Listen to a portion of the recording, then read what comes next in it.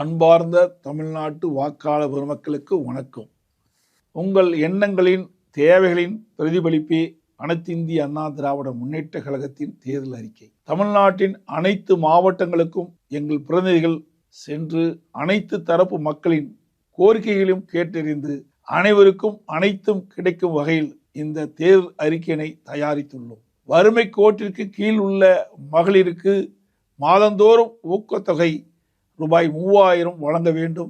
வருடத்திற்கு 6 விலையில்லா கேஸ் சிலிண்டர்கள், மாநிலங்களுக்கு உரிய நிதி பகிர்வு, மேகதாது, முல்லை பெரியார் விவகாரங்களில் தமிழ்நாட்டின் உரிமைகளை நிலைநாட்டுவது உள்ளிட்ட 133 வாக்குறுதிகளை அளித்துள்ளோம்.